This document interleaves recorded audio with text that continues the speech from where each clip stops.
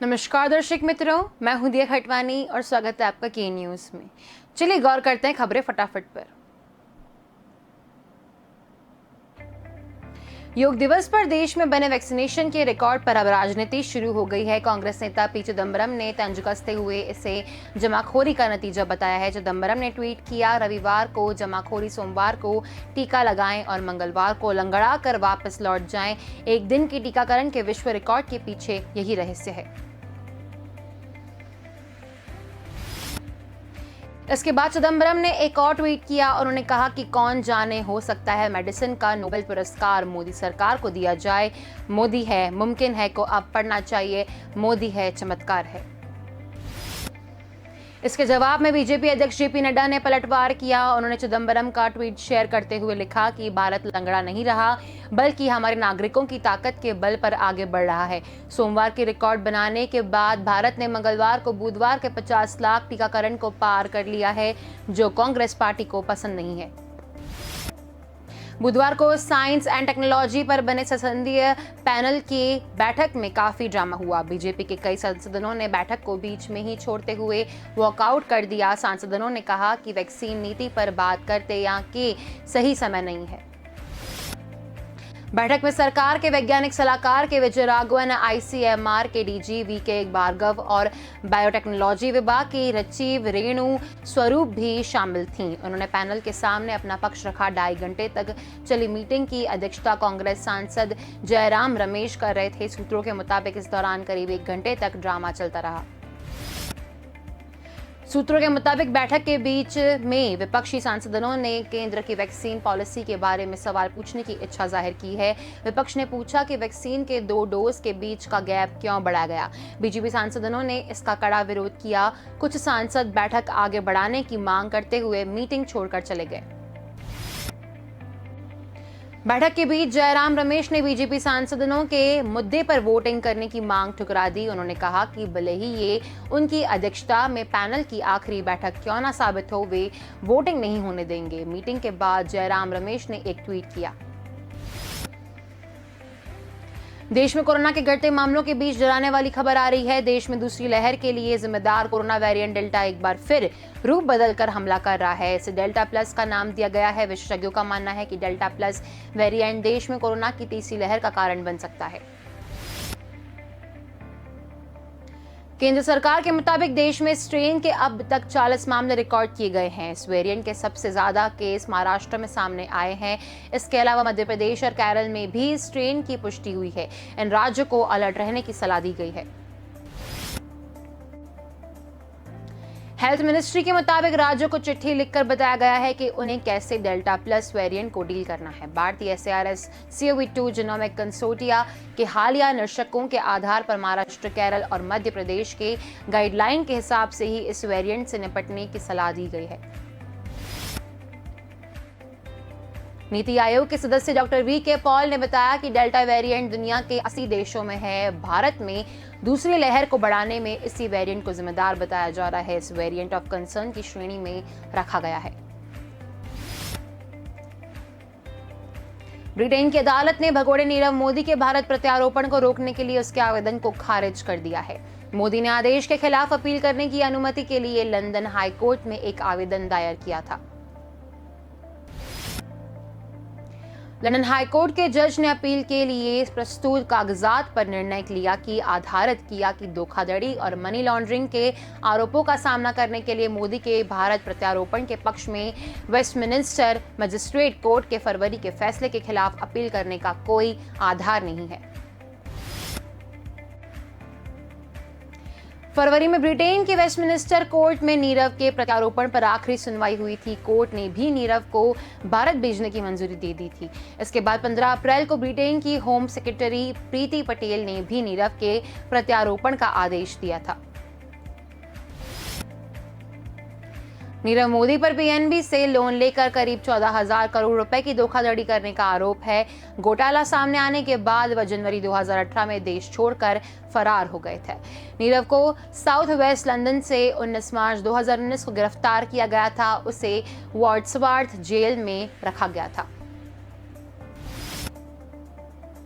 23 जून को प्रवर्तन निदेशालय ने नीरव मोदी सहित मेहुल चौकसी और विजय माल्या की कुल जब्त संपत्ति करीब 18,170.2 करोड़ रुपए की है।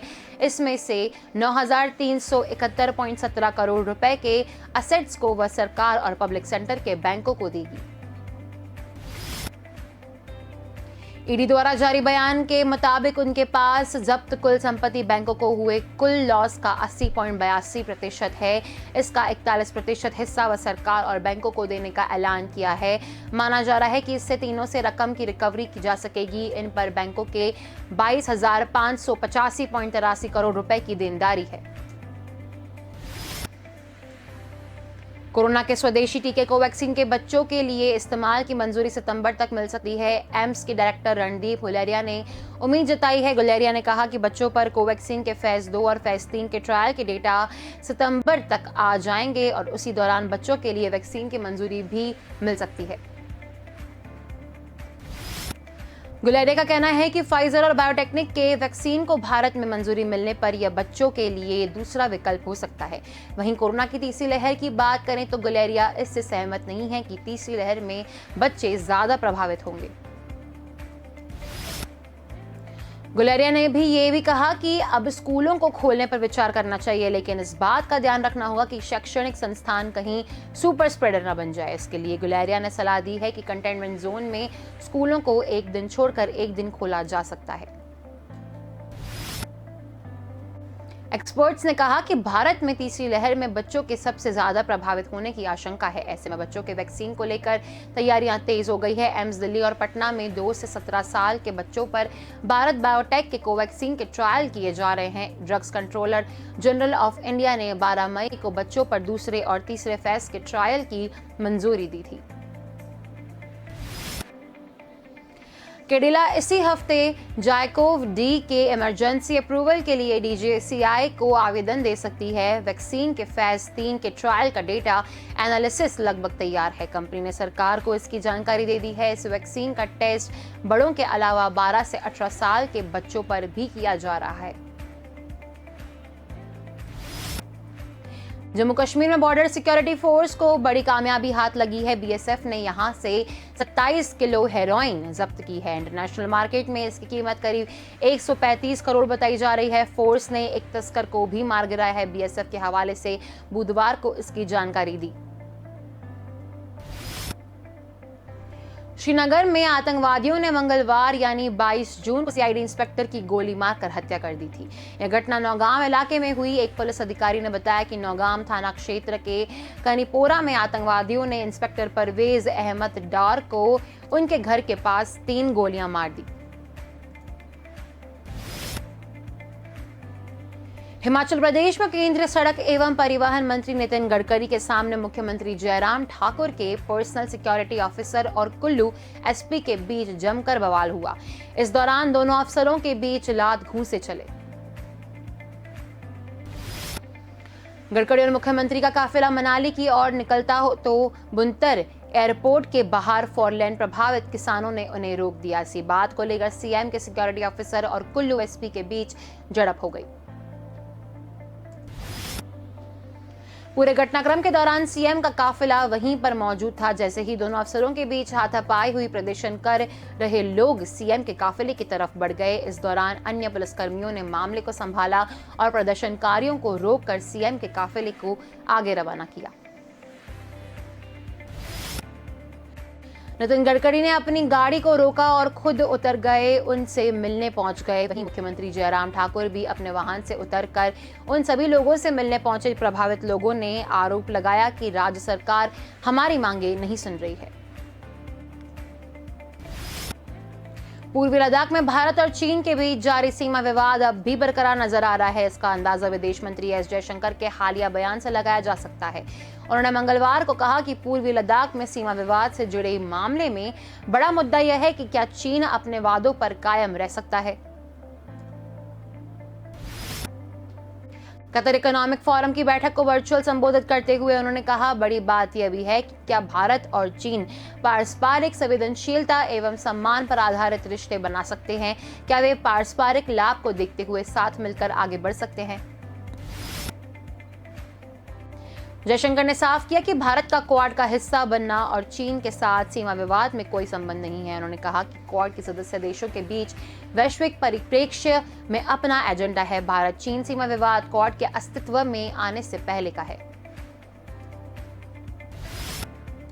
भारत बुनियादी ढांचे के विकास के लिए G7 देशों के साथ काम करने को उत्सुक है। G7 के देशों ने हाल में एक बैठक के दौरान चीन के खरबों रुपए के belt and road initiative project के मुकाबले करने के लिए उसी तरह की परियोजना बिल्ड बैक बेटर वर्ल्ड को शुरू करने पर जोर दिया है। देश में मंगलवार को कोरोना के 50,784 मामले सामने आए। इस दौरान 68,529 लोग ठीक हुए और 1,359 लोगों की मौत हो गई है। बीते दिन देश में सिर्फ 6 राज्यों में संक्रमण की वजह से 50 से ज्यादा लोगों की जान गई। इसमें महाराष्ट्र, केरल, कर्नाटक, तमिलनाडु, उत्तर प्रदेश और आंध्र प्रदेश शामिल हैं। एक्टिव केस यानी इलाज करा रहे मरीजों की संख्या की बात करें तो बुधवार को इसमें 19,142 की कमी आई है। इसके साथ ही देश में एक्टिव केस आंकड़ा करीब 82 दिन के बाद 6.5 लाख से नीचे आया है। इससे पहले 1 अप्रैल को देश में 6.10 लाख एक्टिव केस थे।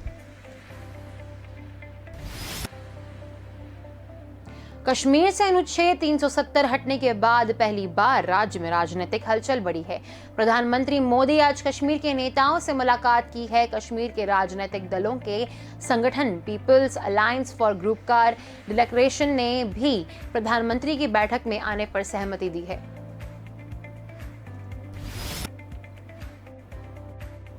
मीटिंग को लेकर जम्मू और कश्मीर के लोगों की उम्मीद एक जैसी ही है। यहां तक कि कश्मीर घाटी में भी लोगों की राय मिलीजुली ही है। ज्यादातर कश्मीरी मुसलमानों को लगता है कि केंद्र सरकार ने आर्टिकल 370 खत्म करके उनका विशेष दर्जा छीन लिया है। कश्मीर की मुख्यधारा के नेता इसे वापस बहाल करवाएं। इसमें एक साइलेंट वर्ग भी जिसे लगता है कि दिल्ली की अब तक की सरकारों ने उसके साथ सौतेला व्यवहार किया है। वे चाहते हैं कि ये दोहरापन खत्म हो। चूंकि यह सरकार फिर से उन्हीं लोगों के साथ मीटिंग करने जा रही है जो कश्मीर में आज के हालात के लिए जिम्मेदार हैं। दो मुख्य पार्टियां नेशनल कॉन्फ्रेंस और पीडीपी अगस्त 2019 के बाद से दबाव में है। स्थानीय राजनीति में दोनों की अहमियत खत्म सी हो गई है। इसे लेकर लोगों में गुस्सा भी है, खास करके पीडीपी के खिलाफ जिसने 2015 में भाजपा के साथ मिलकर सरकार बनाई थी। यह भाजपा और पीडीपी दोनों की बहुत बड़ी भूल थी। मोदी की मीटिंग के बाद अगर कश्मीर के लोगों को कुछ रियायतें मिलती हैं तो फारूक अब्दुल्ला और महबूबा मुफ्ती दोनों उसका क्रेडिट लेने की कोशिश करेंगे। महबूबा ने कश्मीर मसले पर बातचीत के लिए पाकिस्तान को पार्टी बनाने की बात कहकर खुद को प्रासंगिक बनाए रखने की कोशिश की है। न्यूजीलैंड दुनिया का पहला वर्ल्ड टेस्ट चैंपियन बन गया है। फाइनल मुकाबले के रिजर्व डे में कीवी टीम ने शानदार प्रदर्शन करते हुए भारत को 8 विकेट से हरा दिया है। इस नतीजे के बाद यह बहस शुरू हुई कि क्या टीम इंडिया ने फाइनल के लिए प्लेइंग 11 चुनने में गलती कर दी। भारतीय टीम इस मैच में 3 तेज गेंदबाज और 2 स्पिनर्स के साथ उतरी थी, लेकिन 5वें गेंदबाज रविंद्र जडेजा टीम के खास काम नहीं आए। न्यूजीलैंड की पहली पारी में भारत ने 99.2 ओवर गेंदबाजी की। दूसरी पारी में अश्विन ने असरदार गेंदबाजी की, लेकिन जडेजा इस बार भी कोई प्रभाव नहीं छोड़ पाए। दूसरी पारी में अश्विन ने 10 ओवर में 2 विकेट लिए, वहीं जडेजा 8 ओवर में कोई विकेट हासिल नहीं कर पाए।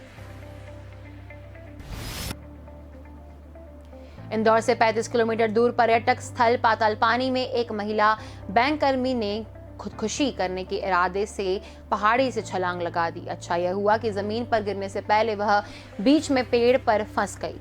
महिला को कूदते देख आसपास के लोगों ने पुलिस को सूचना दी। पुलिस ने बताया कि महिला का नाम कीर्ति गुप्ता है। वह यहां खुदकुशी करने के इरादे से आई थी। इसके बाद उसने यहां से छलांग लगा दी, लेकिन गनीमत रही कि महिला नीचे एक पेड़ पर गिरी, जिससे केवल उसके सर पर ही चोट आई है। थाना प्रभारी अजीत सिंह बैस के अनुसार पति अनिल गुप्ता भी मुंबई में एसबीआई बैंक में इंजीनियर है। महिला मुंबई में एसबीआई बैंक में क्लर्क हैं और लॉकडाउन लगने के बाद से ही वह महू में ही रह रही थी। प्रथम दृष्टया यह पारिवारिक विवाद ही लग रहा है, लेकिन अभी महिला के बयान होना बाकी है। फिलहाल महिला का मध्य भारत अस्पताल में इलाज जारी है। महिला की हालत खतरे से बाहर बताई जा रही है। पुलिस इस मामले में महिला के पति और उनके परिवार के बयान दर्ज कर जांच में जुटी हुई है। ट्विटर इंडिया के एमडी मनीष माहेश्वरी को आज लोनी बॉर्डर थाने में पेश होकर भड़काऊ ट्वीट डिलीट न करने के संबंध में अपना पक्ष रखना होगा। पुलिस ने 21 जून को ट्विटर इंडिया के एमडी को नोटिस भेजकर 24 जून की सुबह 10:30 बजे तक लोनी बॉर्डर थाने में पेश होकर अपना पक्ष रखने के निर्देश दिए थे। गत 5 जून को बुलंदशहर के अनूप शहर निवासी बुजुर्ग तांत्रिक सूफी अब्दुल सहमद के साथ मारपीट कर उनकी दाढ़ी काटने गई थी। 14 जून का घटना की वीडियो वायरल होने पर कुछ लोगों ने इससे सांप्रदायिक रूप देने की कोशिश की। पुलिस ने 15 जून को ट्विटर समेत 9 लोगों के खिलाफ धार्मिक उन्माद फैलाने का केस दर्ज किया था।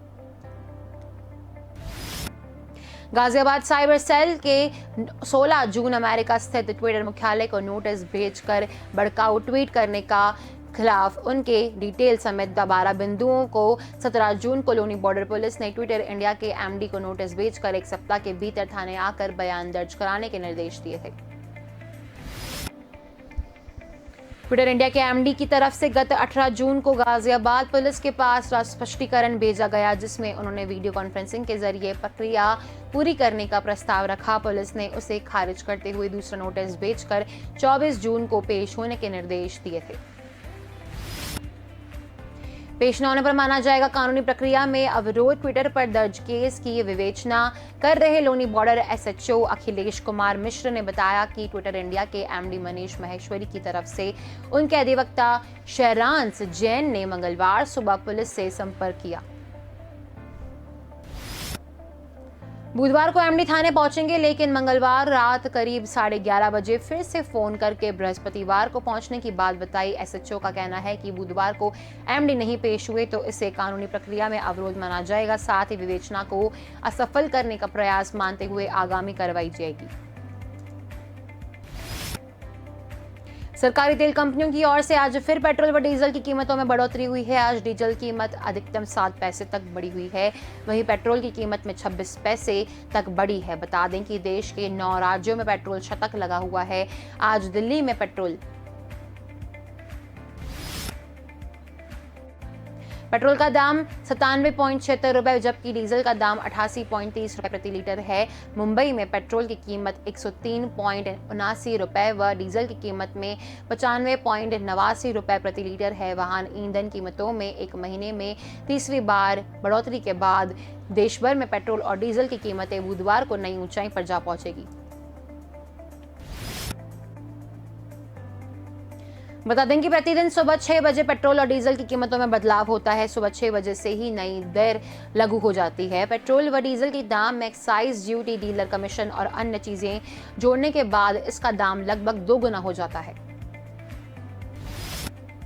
इन्हीं माने तो आधार पर पेट्रोल रेट और डीजल रेट रोज तय करने का काम तेल कंपनियां करती है। डीलर पेट्रोल पंप चलाने वाले लोग हैं, वे खुद को खुदरा कीमतों पर उपभोक्ताओं के अंत में करों और अपने स्वयं के मार्जिन जोड़ने के बाद पेट्रोल बेचते हैं। पेट्रोल रेट और डीजल रेट में यह कॉस्ट भी जुड़ती है। पश्चिम बंगाल की मुख्यमंत्री ममता बनर्जी की ओर से नंदीग्राम चुनाव के नतीजे को चुनावी देने वाली याचिका पर आज सुनवाई होगी। इस बीच ममता ने इस केस की सुनवाई कर रहे जस्टिस कौशिक चंद्रा की बेंच को बदलने की मांग भी की है। ममता की कलकत्ता हाईकोर्ट में नंदीग्राम के चुनाव प्रक्रिया को चुनौती देने हुए एक याचिका दाखिल की थी। उनका आरोप था कि नंदीग्राम में धांधली की गई। ममता ने नंदीग्राम के चुनाव को रद्द करने की मांग की है। ममता की इस याचिका पर सुनवाई के लिए जस्टिस कौशिक चंद्रा की एकल बेंच बनाई गई है। कोरोना के चलते उपचुनाव को टाले जाने की खबरों के बीच ममता ने जल्द चुनाव करने की मांग की है। उन्होंने इसी से कहा है कि शीघ्र ही उपचुनाव कराए जाने चाहिए। उपचुनाव के लिए और दिन देने की जरूरत नहीं है।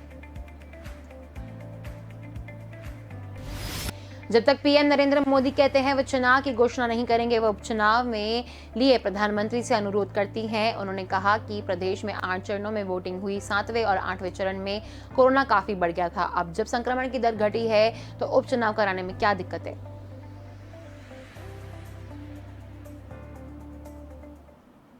तो खबरें फटाफट में बस इतना ही। अधिक जानकारी के लिए देखते रहिए के न्यूज। नमस्कार।